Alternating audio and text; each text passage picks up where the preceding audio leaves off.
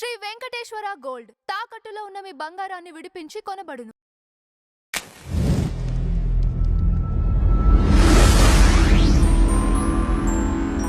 నమస్కారం నాగార్జున గారు. నమస్తే అంజీ గారు. సార్, వైఎస్ఆర్సీపీ ఒక మాట పట్టుకుంటే ఒకటి ఏదన్నా అనుకుంటే అది జరిగే వరకు నిద్రపోదనడానికి నిన్న ప్రెస్ మీట్ ఒక ఉదాహరణ అనుకోవచ్చు. మావిగన్ మేనిఫెస్టోతో మేము ముందుకెళ్తున్నాం అని చెప్పేసి చాలా స్ట్రాంగ్ గా జగన్మోహన్ రెడ్డి గారు చెప్పడం జరిగింది. మావిగన్ వర్సెస్ అమరావతి, ఇదే రేపు ఎలక్షన్ లో ఎవరికి ఓటేస్తారో చూద్దాం అని చెప్పేసి చాలా స్ట్రాంగ్ గా ఆయన మాట్లాడటం జరిగింది. సో దీనిపైన మీ అభిప్రాయం? ఒకటి, జగన్మోహన్ రెడ్డి గారు తనకు తానుగా క్లెయిమ్ చేసుకునేది ఏంటంటే తను మాట తప్పను మడమ తిప్పను అనేటువంటిది తన యొక్క స్లోగన్ గా అతను చెప్తూ ఉంటాడు. అదే విషయంలో మావిగన్ అని చెప్పేసి అన్న తర్వాత ఇక వెనక్కి వెళ్లే సమస్య లేదు, నేను దీని మీదే నిలబడతాను, ఎలక్షన్ మేనిఫెస్టోలో కూడా పెడతాను అనేటువంటి ధైర్యం చేయగలిగాడు నిన్న జగన్మోహన్ రెడ్డి గారు. కానీ దురదృష్టకరమైన విషయం ఏంటంటే అంజీ గారు, ఇలా మాట మీద నిలబడటం అనేటువంటిది అధికారంలో ఉన్నప్పుడు చేసుంటే ఇవాళ ఆయనకు ఆ పరిస్థితి ఉండేది కాదు. సంపూర్ణ మద్యపాన నిషేధం చేసిన తర్వాతే నేను ఓట్లు అడుగుతానని చెప్పేసి అన్న మనిషి దాన్ని ఏం చేశాడో మనం చూసాం.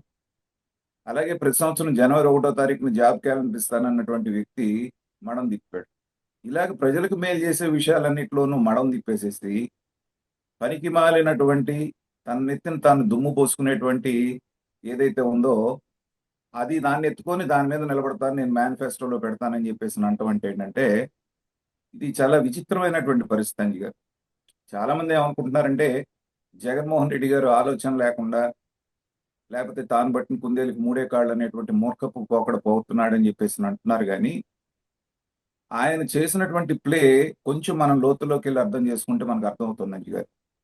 ఓకే, ఈ 2 ఏళ్ళు కూటమిని విచ్ఛిన్నం చేయడానికి నానా రకాల ప్రయత్నాలు చేశారు. పవన్ కళ్యాణ్ గారిని కూటమికి దూరం చేస్తే ఆటోమేటిక్ గా వీళ్ళు పడిపోతారు, బలం తగ్గిపోతుంది, మనం అధికారంలోకి వస్తాం అనేటువంటి దీంట్లో ఉన్నారు. అది కనుచూపు మేరలో సాధ్యం కాకపోయేటప్పటికి ఏంటంటే అమరావతికి ఇబ్బడి ముబ్బడిగా నిధులు రావటం, పనులు వేగవంతం అవటం, టార్గెట్ పెట్టుకొని 28 డిసెంబర్ నాటికి కంప్లీట్ చేస్తామని చెప్పేసి ఒక పక్కన చెప్తూ స్పీడ్గా వెళ్ళటంతో ఏంటంటే దిక్కుతోచని పరిస్థితుల్లోకి వెళ్ళిపోతున్నాడు. తర్వాత ఇంకోటి ఏంటంటే తన క్యాడర్ కూడా నిర్వీర్యం అయిపోతుంది, నాయకుల్లో కూడా ఒక రకమైనటువంటి నిస్పృహ అలవరిస్తుంది. సో అలాంటి సందర్భంలో ఏంటంటే ఏదో ఒక రకంగా అమరావతిని ఆపాలి, this is the only agenda of Jaganmohan Reddy. ఈ 3 సంవత్సరాలు కూడా అదే పని మీద ఉంటాడు, రాసి పెట్టుకోవచ్చు మనం. దానికి కారణం ఏంటంటే చంద్రబాబు నాయుడిని ఓడించాలి లేకపోతే కూటమి ప్రభుత్వాన్ని ఓడించాలి అంటే ఆయనకున్నటువంటి ఏకైక మార్గం ఏంటంటే అమరావతి ఆగిపోవాలి. గతంలో కూడా 2014-19లో జరిగినప్పుడు ఏంటంటే 19 ఎన్నికల్లో అతను మలుచుకున్న అస్త్రం ఏంటంటే చంద్రబాబు నాయుడు అమరావతి కడతానన్నాడు, రాజధాని కట్టలేకపోయాడు, ప్రజలు కూడా నమ్మారు.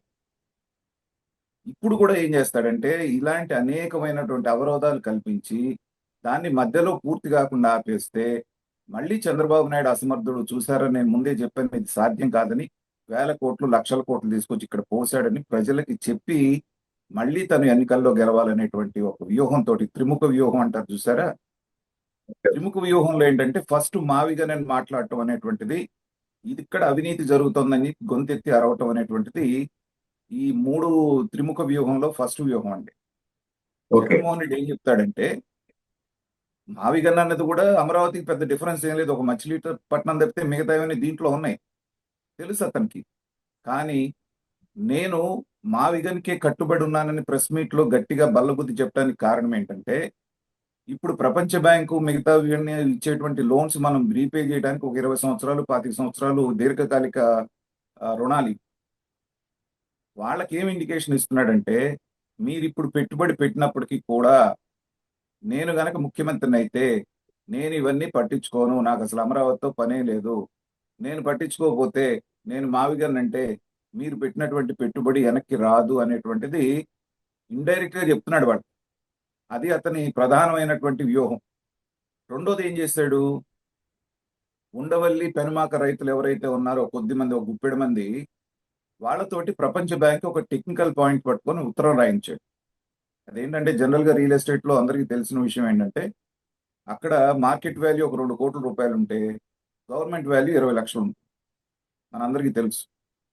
దాన్ని పట్టుకొని వాళ్ళకి ఏం రాశాడంటే, చంద్రబాబు నాయుడు అమరావతి డెవలప్ అయిన తర్వాత ఇదిగో ఇన్ని కోట్లు అవుతుంది ఎకరా అని చెప్పేసి మీకు రాంగ్ ప్రొజెక్షన్స్ ఇచ్చాడు. ఇక్కడ ఉన్నటువంటి ఎకరా వాల్యూ ఇంత మాత్రమే, 20 లక్షలు మాత్రమే, దాన్ని 2 కోట్లు 3 కోట్లు చేసి చూపించాడు మీకని వాళ్ళకి లెటర్లు రాయించడం రెండో వ్యూహం.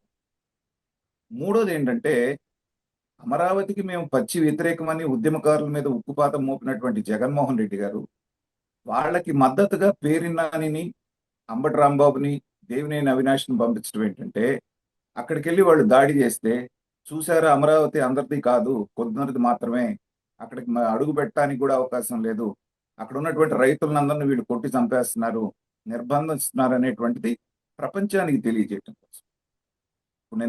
ఎప్పుడైతే మావిగన్ ఇతను మాట్లాడాడో, నిన్నంతా నేషనల్ మీడియా దాని గురించే మాట్లాడింది.